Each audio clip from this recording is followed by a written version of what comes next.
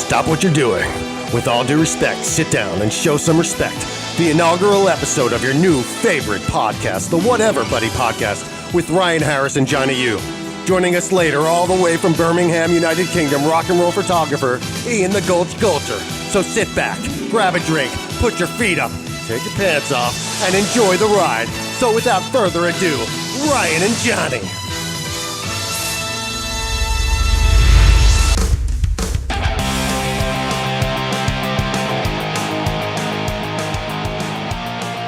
And welcome to the Whatever Buddy Podcast. This is the inaugural episode of the Whatever Buddy Podcast. The camera looks good. Everything looks good. Feel good. Got a wedgie. Do you have any? Is there a dial on your microphone? There is. It's all the way up. Turn it down. I thought that was volume for me to hear. Unbelievably loud. Sorry, that's what happens when you get fucking piece of cloth up your ass. All I know is that you're shouting at me and I don't like it. Dude, I'm just talking the way that I would talk. You're like that asshole in a video shoot. That's better. That's better. I didn't do anything. I didn't even touch it. Well, then you're talking lower. You know, I have practice speed. Yeah. And game speed. Let me hear your game speed. Well, let's get into the game. All right. Well, then say hello to the people. You're stopping me, and here we are. We're supposed to be doing a podcast. This was going to be the inauguration. Hello, everybody, and welcome. This is Ryan, and I am Jonny, and this is what you're going to get a lot of. A lot of this, a lot of bickering, a lot of yelling, a lot of fun. A lot of me telling you to turn your microphone down 10 degrees. I think it's going to have to come down to the editing, and you're just going to have to lower that shit. The inaugural pod. This is it. So, you know what's funny is that this is our first podcast. We've been planning this for a long time. My friends were starting to think that I'm full of shit because I keep telling them that I have this podcast, and they're like, well, where can I listen to it? But it hasn't been out there yet. I think it would be important to tell everybody listening now what took us a little bit longer than we were planning on. You know, that's a great segue into that story. About a year ago, May of last year, Ryan Harris gives me a call. He says, hey, Jonny, you want to start a podcast? I said, yeah, but at the moment, I'm in the emergency room. True story. I was in the emergency room. I thought I was having a stroke. Turns out it was nothing. They told me that actually I might be taking too much ibuprofen. Actually, the exact message that I sent you was, let's start a podcast talking about tour stories, and let's call it Stories. Spelled S-T-O-U-R-I-E-S. What we didn't bother to realize is we weren't the only ones going through a pandemic. We thought we were geniuses. We were the only ones who were going to come up with the name Stories, spelled S-T-O-U-R-I-E-S, and talk about tour stories. Well, every musician on the planet at this point in time was going, why don't we just talk about our life on a podcast? That seems fun. So it's probably not better even off. Just musicians, like people in general, like lost their job and was like, I think I'll start talking about anything on the internet. Yeah, I mean, it's pretty wild. I started listening to more podcasts, all that stuff. So we're doing this podcast thing. Okay, so a year later, here we are. How did we get here? How did we go from Stories to the Whatever Buddy Podcast? Well, let me tell you. Ryan and I were actually making progress. We started having friends come on. We started doing our thing. We started telling the tour story thing. But here's the thing. Even before we ran into our biggest roadblock, which did end up being a blessing in disguise, we already started to question our idea a little bit, thinking to ourselves, there's only so many tour stories we're going to be able to tell. You know, they're like football plays. You know, you got 20. You just dress them up a little bit differly. They're like football plays or players? Yeah, plays. Plays, okay. Plays, you know? So you have a limited amount of content, right. And that was something that we were concerned about. We go through this process. We thought, May, we'll start in January. We're going to load our stuff. We go through it. We start doing some research. While going through our research, we stumble upon a podcast called Stories. Not only is it called Stories, it's spelled the same way. And not only is it spelled the same way, it's an all-access podcast, as they would say. So, with that being said, we realized we had to change the name. Hey, they beat us to it. Fair game. So we reevaluated our idea, and what's it going to be about? It's going to be about whatever, anything goes here. So Whatever Buddy, I think, is a pretty appropriate name. The best way to sum that up The best way to sum that up is after we like lost at the end, they tied the game, made it overtime, got the name. We win it with a 3-pointer at the buzzer with the Whatever. The Whatever Buddy podcast. I like how you're like, to sum up your summary, I'm going to say. I'm known to repeat myself, so I probably will do that a lot. Oh, I do this so much, dude. You're not going to get any judgment from me. I'll tell you something, Ryan.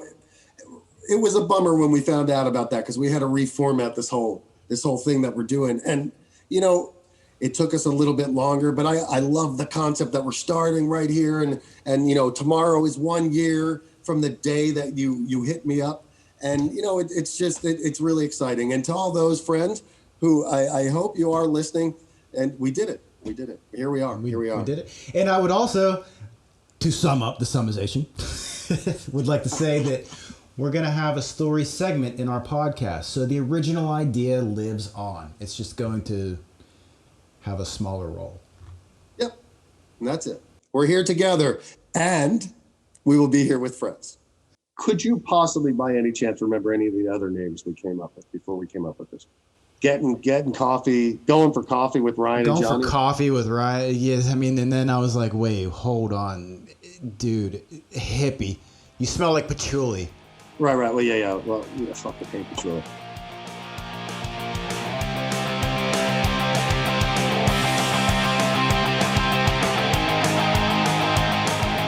So, hey, Jonny, I'm going to ask you a couple of questions here because not everyone listening may know who we are. So let's give a little bit of a background. We're musicians for years. Yep. That's how you and I know each other. We know each other by playing music together in the same band. Mm-hmm. I play guitar. You play drums. Much like on this podcast, I'm the host. You're the co-host.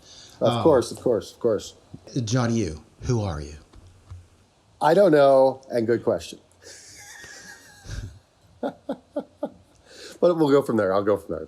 I guess the best way to sum it up is I'm just a guy who comes from Philadelphia, Pennsylvania, and I ended up in LA playing music. I've been fortunate enough to meet great people like Ryan, who's here with me right now. We've spent some time on the road together. Some time, like 10 years. Yeah, a lot of time on the road. It's been a wild ride. No, I'm just a guy. I'm a drummer, and as we all know, and I'm sure you guys are going to realize as this goes on, I am the drummer, and he's the guitar player, and he will probably always let me know this because that's what they do. That's what we do. Who are you, Ryan Harris? Fellow Pennsylvanian. I grew up in Pittsburgh, moved out to LA. Jonny and I are both from Pennsylvania, but we met in Los Angeles and started playing music together.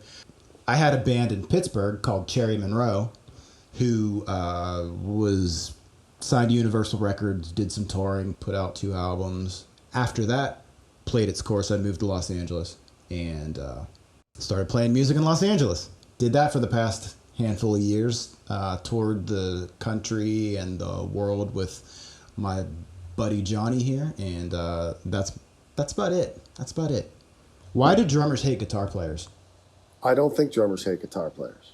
Also, it's a huge generalization, but it's definitely a thing where like there's a okay. I mean, honestly, there's a personality difference. There is. Okay, and I'll tell you. Listen, this is generalization. It's probably not everybody, and I think a really good musician understands the importance of what a drummer does. Granted, there is that saying, your band is only as good as your drummer, and that's because the drummer is the anchor. There's also the saying, what does a girl do with her asshole before she goes to work? I've never heard this saying. What is that? What does she do? She drops him off at band practice. That's fucking great. You know what would bother me the most about being a drummer? I love using my own gear because it makes me comfortable, and drummers oftentimes are asked to share. I'm probably not like most guys. Most guys would probably prefer to play on their own, and I would prefer to play on my own. However, I think it's fair to say that if I could show up with my snare drum, my cymbals, my pedal, and my drum stool. Key thing there is the drum stool. Sometimes it's overlooked. The drum stool thing, drum throne thing, I'll tell you, sometimes people don't play by the same rules. You know, it wasn't too long ago I was doing a gig somewhere overseas, and I had this guy who was in the local band who was, I mean, in all due respect, what a lazy person. He comes up to me, he goes, yo, man, I live a couple of miles away. Do you think I could just use your drum stool? I'd just been like... Well, I didn't want to say no. I thought that was being a little catty, but I should have said no. Because, dude, it was a cloth drum stool. How many times have you ever seen me sit on your drum stool? How many times, I'll ask again, have you ever seen me sit on your drum stool? The answer is zero. The answer is zero. See, the answer is zero, but I want to say, I swear, I want to say there was a time where I thought that I'd seen you sit on it, and I'd been like, hey, Ryan, you know you're sitting on it, and you freaked out and got up really fast. Oh, well, then that was a mistake. If that happened, it was completely... How many times have you seen me carry your drum stool? Never. Well, I mean, when have I ever seen you carry anything drum-related? Okay, that was a low blow that I'm going to let go because I'm a very helpful human being, and I've helped you. I've carried your drum stool once. You did? It had a waft to it. Really? Where do you remember which show it was? Sure don't. It was probably a long time ago because I've had this life rule for a while now. I know I'm never going to sit on your drum stool. So this guy that asked to share your drum stool. This guy just pissed me off. He was way overweight. He was already sweaty. He wouldn't get in his car and drive 2 miles to go get his drum stool. I probably would have just made it seem like I would have put it on myself, thinking that he'd take the hint and be like, oh, I get it. Okay, I'll go get mine. The hint that it's a mile away. No, I think my reaction was actually I just kind of shook my head at the guy and I was like, all right, but you must put a towel down. But then the towel just absorbs it the same. So I guess it's still another layer. It's just a layer. So when you sat down on your drum throne, was it wet or was it? It was wet. It was wet. Ah, dude, that's awful. And what's worse about it is if you ever notice, after I play a gig, you'll notice it kind of looks like I peed myself because of sweat, right?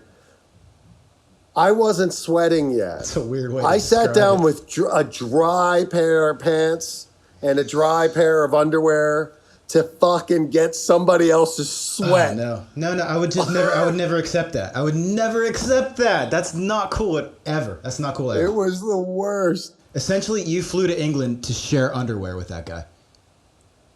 I think it's even more than underwear. It's like you flew to England to share butthole with that guy. Yeah. I mean, it could have at least, I don't know, put a layer of rubber down.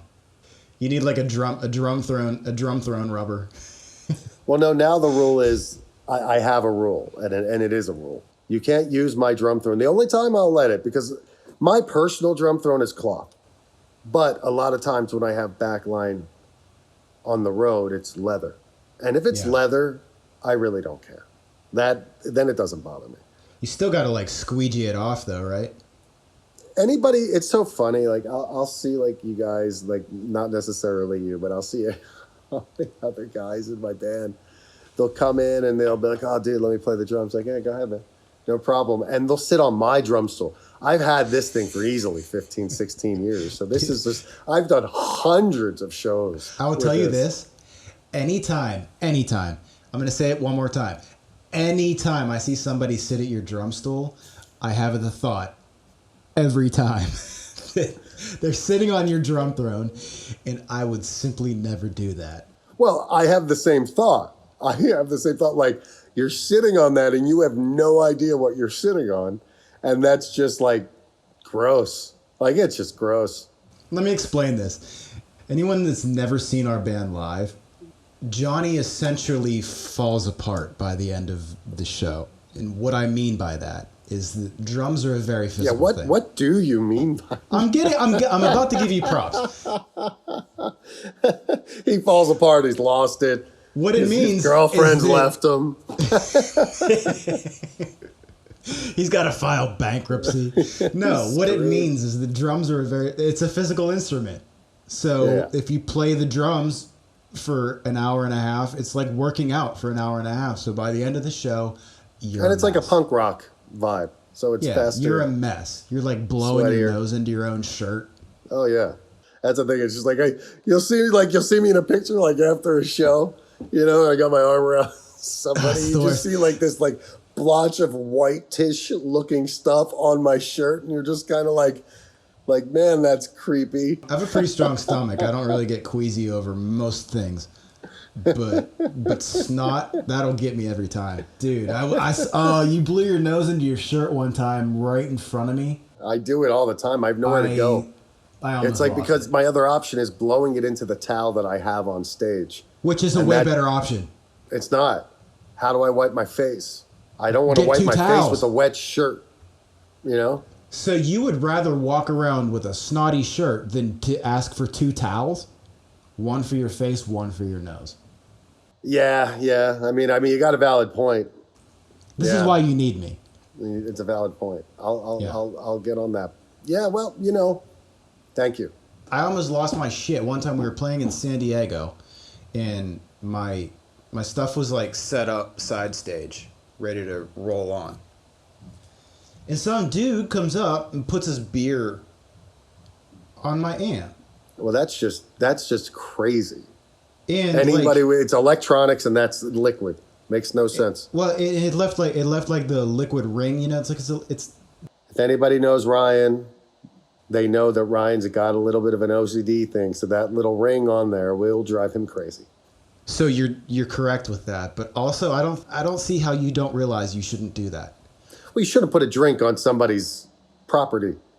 It's like putting a drink on somebody's car. Like you're getting into your car, you got maybe a bag, and like you got to put the bag in, but you got to put your cup of coffee down. So you like put it on a guy next to his car. Like that would piss me off too. It'd be like, get your cup of coffee off of my car. I went up to the guy and I was like, it's not a coaster. He's like, he looked at me like he had no idea what I was talking about. I was like, do you know how much that amp cost? And he goes, no. I was like, it's not a coaster. And I gave him his beer back, and I wiped. What did he say to you? I don't even remember. When they're playing, I see people put them on their own amps all the time. It's just something that I don't know. One of my weird rules. Never did it. Never will. Yeah, I'm guilty of doing that of other members of my band, and learning not to do that. Just be totally intentional. Be like, serves you right for sitting on my drum throne. You sat on my drum stool. Now I'm gonna ruin your amp.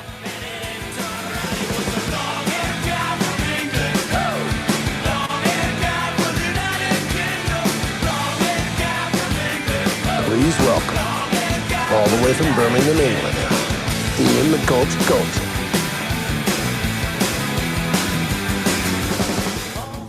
Hello, Ian.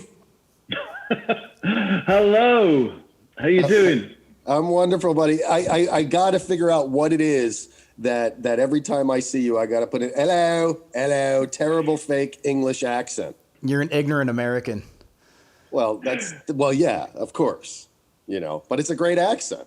You know what I mean? So I was talking to Ian the other day, and Ian was having a tough day. He was down in London, and Ian is coming from Birmingham, England, with us tonight, United Kingdom. Thank you for joining us. But he was having a rough day, and today I wanted to share the same sentiment because I woke up this morning, and I stepped out of the shower, and it was like great. I felt refreshed. Things are wonderful. I walk out of the bathroom, and boom, my cat decided to puke this morning, and I decided to step in it, and this is what this morning was like. Yep, everybody sucks. That's what I'm talking about. Ian, I got to introduce you to my brother from another mother, Mr. Ryan Harris, Mr. Ian Golcher. What's up, Ian? It's nice to meet you, man. Thanks for joining us. Great to meet you. My pleasure. I heard a lot about you, so good to finally see you face to face, so to speak. Thank you for joining us. And also, I would like to thank you for having that accent because I feel it automatically makes our podcast more legitimate. I think. Hello, Ian. You really think so? 100% I do. 100%, dude. That accent would 150% get you laid here in America. I'll be on the first plane back. One of my favorite bands is a band called Too Much Joy. They have a song, ironically enough, and this is why I'm saying it, because the song is called Long-Haired Guys from England. And the premise of the song is, basically, if you have an English accent, you're going to get laid in America. I think one of the lyrics is, you're doing cool, everything's fine until the guy from the Cult shows up. Like, that's one of the lines. Ian is a rock and roll photographer. And that's how I know Ian. Ian and I met in May of 2019 at the Call of the Wild Festival. I believe it was May 26th, 2019. Yeah. He was there with Hardcore Superstar. Now, you got a really cool job. I think it's amazing because guys like you capture moments that I never get to see. I was just going to say, I have a great respect for what you do and for the photographers that come to shows, and a lot of them are my friends, have become my friends. Awesome. Like Jonny was saying, we have a different perspective. When I'm playing a show, there's no way to relive that. I've for years kind of made this obsession where I'll just collect as much content as I can. And whenever I go back and look at that, sometimes these moments I don't even remember, they never happened, and I would never be able to relive that if I didn't have that content. What's it like from your point of view? Well, it's great nowadays. You're just saying about content, because with digital, it's so much easier to capture more content. From my point of view, it's amazing. I mean, I've got the best seat in the house, and I've got an amazing job where I get to travel with 4 guys and the crew who we all get on really, really well. I know it's a big cliche that everyone says it's like a family, but of all the bands I've ever worked with over the years, Hardcore are hands down the easiest band to go out on tour with. For those who don't know, what is your connection with Hardcore? What is your role there? Several roles I do. I'm one of their photographers. I'm probably the main photographer that goes out on tour with them, but I also work and do publicity for them, some PR, press releases, so on and so forth. Whatever needs doing really on the day. So I come from that sort of background as well. So I've got the photography and the marketing aspect from my regular job. So I kind of bring the two together there, really. Yeah. When you're there and you take a picture, and one of your pictures ends up, for example, I'm with Peisty Symbols, and the fact that not only do they have me on their website, which I think is just awesome in itself, but they use your picture. So what's that make you feel like when you see something like that, a company the size of Peisty using a piece of your work? I still get blown away by it. It's absolutely, it's very, very flattering. I'm still a fan. I'm a huge fan. I'm a music nerd, I still collect certain bands. I still buy shitloads of CDs and vinyl again now. So I'm still a massive, massive fan. So when someone likes your work enough to do something like that with it, it validates your ability, your timing of getting that shot. The person that you took the shot of thinks enough of it to use it, Yeah. I think it's 100%. Just amazing that like I can actually look back and see how you saw it. Like the actual picture that they used on the website's wild. From my understanding, you had gotten a new lens and you were like a good distance away and somehow managed to pick you out in the crowd at that moment, which is pretty. Yeah, I've got a new for the geeks out there. I've got a new 70-200 Nikon lens. I have no idea what the hell that means. But there's someone out there though. There's someone out there listening that's going like, "Oh, I want to hear what he's using." I guarantee. Right, totally. Yeah, it's an f2. It's called an f2.8 as well. So you've got it's a good lens. And basically, I'd done I think 3 or 4 songs shooting you guys where I was in the pit. And I thought, try the new lens. So I put the new lens on. I walked back into the crowd. And it was just one of those moments. You were kind of standing up behind your kit. The crowd parted. As they moved, I've got you right in the sights. It's so angelic. You spot me. Yeah, he's like, oh. You spot me, points, and I press click, and there you go. I'm going to cut you guys both off, and I'm going to explain this. There's a parting of the seas. And these 2 very attractive men make eye contact. They make eye contact. One with lots of hair and one with no hair at all. Exactly. Quick, I just want to point out, he mentioned that I was standing up. And just a fun fact, if you see me ever stand up during a show like that, it's for one reason and one reason only. And that is, if I'm standing, they can't start and I need air. That is what's going on. I thought it was because your shorts had ridden up your crack, so you were just adjusting yourself. You had to pick No, a way. I enjoy that. That's fine. That's okay.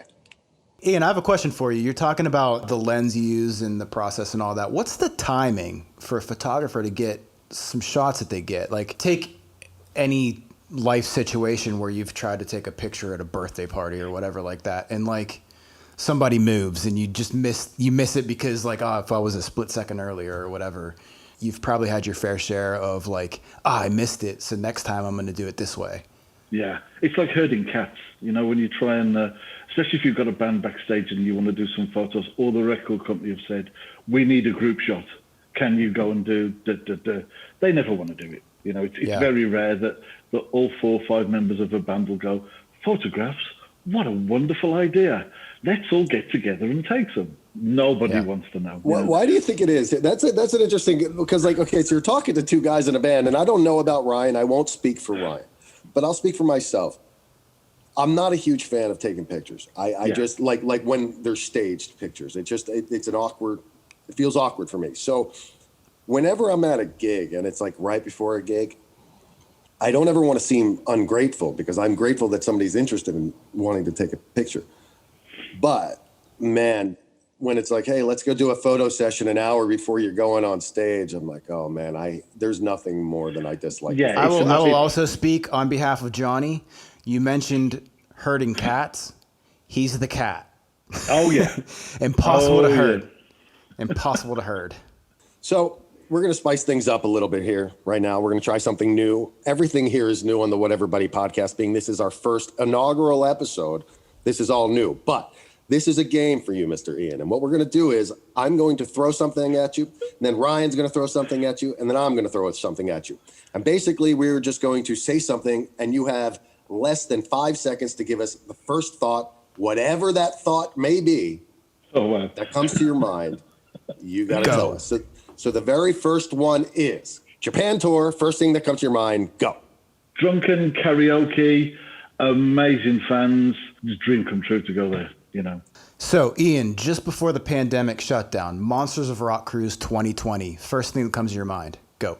Ended up in the middle of the Caribbean on a boat with 1 people I knew, 2 so many ridiculously good bands that I love. Just brilliant. Absolutely wonderful experience. Recommend it to anybody to go and do it. Side question. Where all did that cruise take you? Started out of Fort Lauderdale to Cozumel and Belize and then back. Okay, next question. Jonny, you, first thing that comes to your mind, go now. 2-hour phone conversations that were going to take 2 minutes and green leather jacket. First time I actually met Jonny, we'd spoken quite a lot beforehand, but at Call of the Wild Festival, I was thinking, I wonder where Jonny is. I wonder if he's around, if he's here yet. And I saw this neon green Bullets and Octane leather jacket, and I went, Jacket. That's the guy. Final first thing to come to your mind reaction, Ian. What does it take to get the perfect live rock and roll photography shot? Awareness, timing. Yeah, you've got to be aware of everything that's going on, aware of what the band are doing. Quite often, when you're looking through a viewfinder, you can only see the person or just what's in front of you, and there might be something fantastic going on the other side of the stage. So, yeah, you need to be aware of what's going on around you to try and catch it, I suppose. It's all about capturing a moment. You know, if you can sort of get something that's representative of that show or can make people feel a connection back to that show, or even a show that they weren't at, you know, gives them a connection with the band. That's what it's all about, you know, capturing a moment. And so you need to be aware of what's going on around you. Alrighty, and so I did a little bit of looking into your Instagram page. Now, most people are listening to this podcast. So what I want you to do is we're going to pull up a couple of photos, and I want you to describe in enough detail that every single listener will know exactly what's going on. So with that being said, what's going on here? Okay, so that's a black and white photograph of Ronnie Wood, and that's on stage at Symphony Hall in Birmingham. He was doing Mad Lad tour, and he's playing I think, Ryan, you can probably correct me on this, I think he's actually playing a Ronnie Wood signature Les Paul. That's a pretty rare Les Paul. Photo number 2. What is going on here? There's something I like about this picture. It really speaks to me. It's an amazing set of tits. To be honest, context, of course, yes, right. It's the Grafton Hotel on Sunset in LA, and it is above the bed. They have these huge pictures above the bed, and my bed amazingly had a shot that was looking down. But I've stayed there a few times at the Grafton, and there's some. They always put a little plastic green frog in there as well with the Grafton written on that you can take in the home. cleavage. Do you remember the number of the room? I don't know. I got no idea what the number was. 2. 2. Yeah. 2. All right, my new friend, what is going on in this picture right here? Only came out. This looks like an industrial accident in a farmyard covered in beans. Sure does. It's a full English breakfast in a cheap English chain of pubs called Weatherspoons that we often refer to just as spoons to abbreviate it. You can get an all-day breakfast, which is eggs, sausage, bacon, beans, tomato, mushroom. Mushroom? Yeah, butter, there's a toast, big mushroom in there. Yeah, it's great, but you can't live off it. It would catch up with you real quick. That if you looks like a walking heart attack right there. I look at that and I'm like, hey man, it's got a tomato. Yeah, that's like and a mushroom. A mushroom. Yeah. It's got vegetables. I have to go on the record and agree with Gray1503 at Ian Golcher. Proud of you. All right, so I'm going to pull up one more photo here. We saved the best one for last. Now remember, the majority of the people are listening to this. So I want you to describe this photo in enough detail that everyone will know exactly what we're looking at. What's going on here?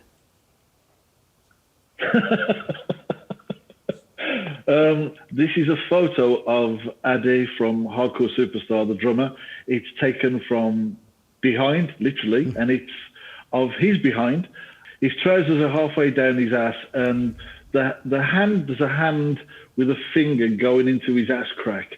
That's Tommy. That's Tommy's hand, who's a part of the crew. So I was about to give you a yes or no question, but you answered. What is it? My hand? Yeah. No, you're lucky he has a hand tattoo. You're lucky he has a hand tattoo, and you could prove that it's not your hand or your finger, more specifically, reaching into that man's sweaty crack. We were kind of like playing Buckaroo, really. I don't know if you had that game when you were a kid. You know, the plastic donkey that you load things on until it kicks and throws everything in the air. We were kind of playing Buckaroo because we put a straw in first, and he didn't budge, and then we put a drumstick in. We put obviously Tommy's finger that you can see in the picture. Jonny, drummer question: wouldn't it be helpful to have a drumstick in your crack? Because like if you drop one, you could just like reach back and keep going. No? Yeah. I find it. I don't know. Maybe I'm just a guy who's just used to doing things a certain way. I got a little drum bag with sticks on the floor, Tom. Really, just. I mean, if you want to be boring. Yeah, live a little. Yeah. If I live a little, I might be distracted a little. If you know what I'm saying. I put spare picks in my underwear. And they smell like crayons. It's gross. Wow. Really? Crayons? Got a sack full of crayons. So, we see this thing with the butts a lot on your thing. And Ryan had mentioned to me that there's that good old saying, "Where's your mum?" over there in England. So he came up with the saying of, "Where's your bum?" Go ahead, Ryan. You do it. I don't want to steal the thunder. You're the man. It's so stupid. We started this podcast off by me calling Jonny an ignorant American, and then we end it with me being an ignorant American by going, "How's your bum?" How's your bum? Ian, I want to thank you for joining us, man.